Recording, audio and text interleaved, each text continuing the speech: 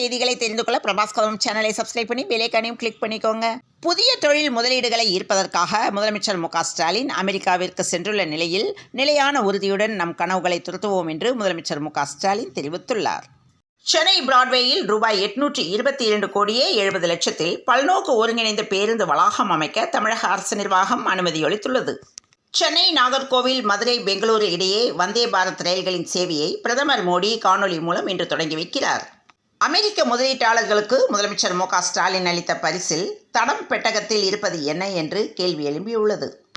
சென்னையில் சூறைக்காற்றுடன் பெய்த கனமழை காரணமாக விமான சேவைகள் பாதிப்பு ஏற்பட்டுள்ளது. 18 வயது நிரம்பிய அனைவருக்கும் புற்றுநோய் பரிசோதனை செய்ய வேண்டும் என்று அமைச்சர் மா. சுப்பிரமணியன் தகவல் தெரிவித்துள்ளார். சாமானியன் படம் 100வது நாள் வெற்றி விழா கொண்டாட்டத்தில் ரசிகர்களுடன் நடிகர் ராமராஜன் கேக் வெட்டி கொண்டாடினார். சென்னையில் இன்று காலை 9 மணி முதல் மதியம் 2 மணி வரை கிண்டி, ஆலந்தூர், செயின்ட் தாமஸ் மவுண்ட் உள்ளிட்ட பகுதிகளில் மின்தடை செய்யப்பட உள்ளது. தமிழகத்தில் இன்று அனைத்து ரேஷன் கடைகளும் இயங்கும் என அறிவிப்பு வெளியிடப்பட்டுள்ளது.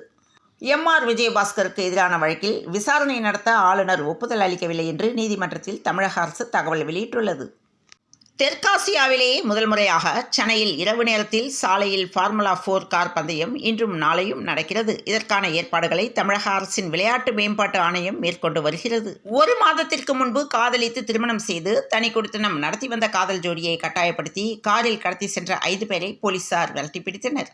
விழுப்புரம் மாவட்டத்தில் வீட்டின் கழிவுநீரை வெளியேற்றுவதில் ஏற்பட்ட தகராறில் பக்கத்து வீட்டுக்காரரை கொலை செய்த வழக்கில் 3 பேருக்கு ஆயுள் தண்டனை மற்றும் தலா ரூபாய் 10,000 அபராதம் விதிக்கப்பட்டுள்ளது.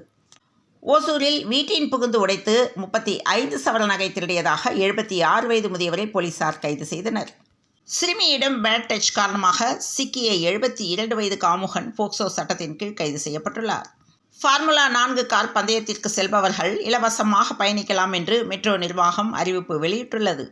வேளாங்கண்ணி ஆலய திருவிழா பெசன்ட் நகருக்கு தினமும் 100 சிறப்பு பஸ்கள் இயக்கப்பட உள்ளதாக தகவல் வெளியாகியுள்ளது. பிற மாநிலத்தவரை கட்டுப்படுத்த உள்நுழைவுச் சீட்டினை உடனடியாக நடைமுறைப்படுத்த வேண்டும் என்று சீமான் தெரிவித்துள்ளார்.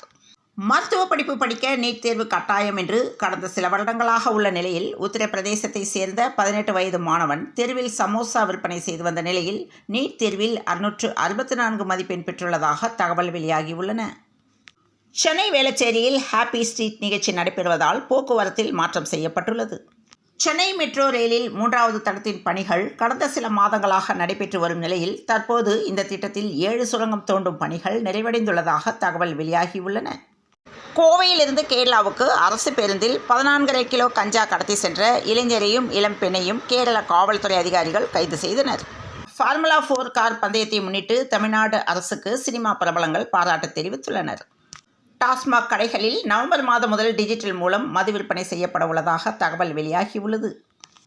மாமன்னர் பூலித்தேவனின் 309வது பிறந்தநாளை முன்னிட்டு தென்காசி மாவட்டம் முழுவதும் இன்று மாலை 6 மணி முதல் செப்டம்பர் 2ஆம் தேதி காலை 10 மணி வரை பாரதிய நாகரிக் சுரக்ஷா சன்ஹிதா சட்டப்பிரிவு 163 படி 144 தடை அமல்படுத்தப்படும் என்று அம்மாவட்ட ஆட்சியர் அறிவித்துள்ளார். காஞ்சிபுரத்தில் தயாரிக்கப்பட்ட ரூபாய் 1 கோடியே 25 லட்சம் மதிப்புள்ள தங்கரதம் விரைவில் அமெரிக்காவுக்கு அனுப்பி வைக்கப்பட உள்ளது. காவிரி நீர்பிடிப்பு பகுதிகளான அஞ்சட்டி, கேரட்டி, நாற்றாம்பாளையம், பிலிகுண்டு ஆகிய பகுதிகளில் கனமழை பெய்து வருவதால் ஒகேனக்கல் காவிரி ஆற்றில் திடீரென நீர்வரத்து அதிகரித்துள்ளது. பாராலிம்பிக்ஸ் 2024 4வது பதக்கம், தங்கம், வெள்ளி 2 வெண்கலப் பதக்கங்களை வென்று இந்திய வீரர்கள் அசத்தியுள்ளனர். குரல் மூலம் UPI பணப்பரிவர்த்தனை அறிமுகம் செய்யப்பட உள்ளது. இன்றைய பெட்ரோல் மற்றும் டீசல் விலை நிலவரம்: பெட்ரோல் லிட்டர் ஒன்றுக்கு 100 ரூபாய் 75 காசுகளுக்கும், டீசல் லிட்டர் ஒன்றுக்கு 92 ரூபாய் 34 காசுகளுக்கும் விற்பனை செய்யப்பட உள்ளது.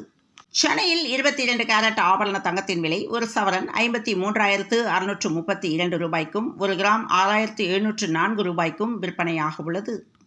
வங்கக்கடலில் ஆழ்ந்த காற்றழுத்த தாழ்வு பகுதி உருவாகியுள்ளது. இதன் காரணமாக தமிழகத்தில் 4 மாவட்டங்களில் ஒரு சில இடங்களில் மழை பெய்ய வாய்ப்புள்ளதாக சென்னை வானிலை ஆய்வு மையம் தகவல் தெரிவித்துள்ளது. தொடர்ந்து இணைந்திருங்கள் பிரபாஸ் கதம் செய்திகளுடன். மீண்டும் மற்றொரு செய்தியில் சந்திப்போம். வணக்கம்.